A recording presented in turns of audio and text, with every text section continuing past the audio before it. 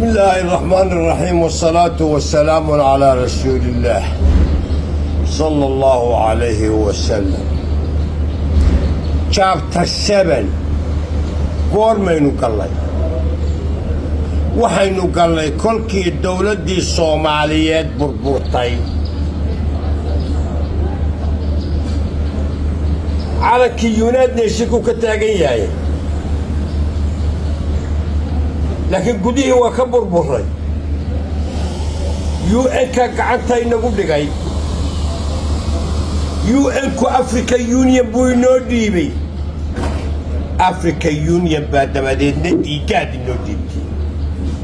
dadka maanta 30 sannadood jiraya 35 shaqaalaha ah ama boolitiga iyo siyaasadda ka hadlaya waxaan ma garanayaan qaar wasiiraaba ma garanayaan Chapter 7 baynu ku jiraa kama ayna bixin 6 bilood 9 bilood sanad ka hor baan ku sheegayaa xaqiiqada buu raaca maalinta tiraadeen deen baa laynaga cafiyay waan ka hadlay waxaan in Chapter 7 laynaga dulqaadaa baa wanaagsanay maalintii xasan sheekhina yiri embargo baa laynaga qaaday waxa ka wanaagsanay Chapter 7 oo laynaga qaado Chapter 7 waxa weeye dowladaha burburay ee ay culaaduhu ragaadiyeen baa Chapter 7 United Nations ku dhaqaala يا أيها الجهلاء ولبا قدرك أنت سأقول يا الحقيقة دستور كان حبراعي مالنتي الأنشعيي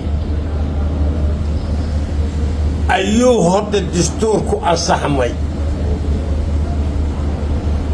عدة دبقيسة يا تاريخ دي سقاطنا السنة وبرلمان كتشوغا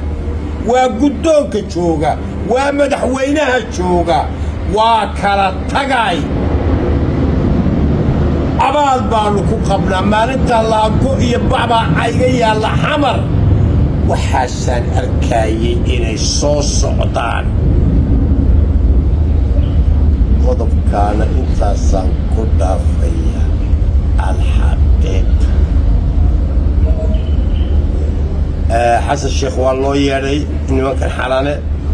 آل المدوبي والله يري إنه كان حلانة شيخ شريف والله يري إنه كان حلانة فرماشو والله يري قرضا حلانة كوا كلنا ويريسا معنى هيدو محوياي أنا قاعد نحكم نوية معنى هيدو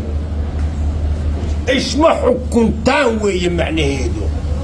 يا أيها الجهلاء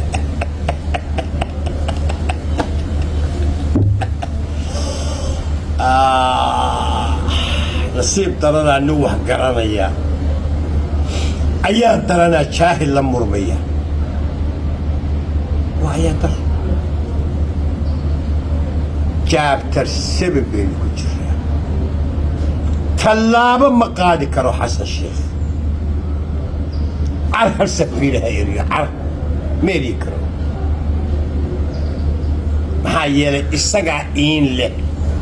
إسقى السرقة هيا إسقى السرقة هيا سر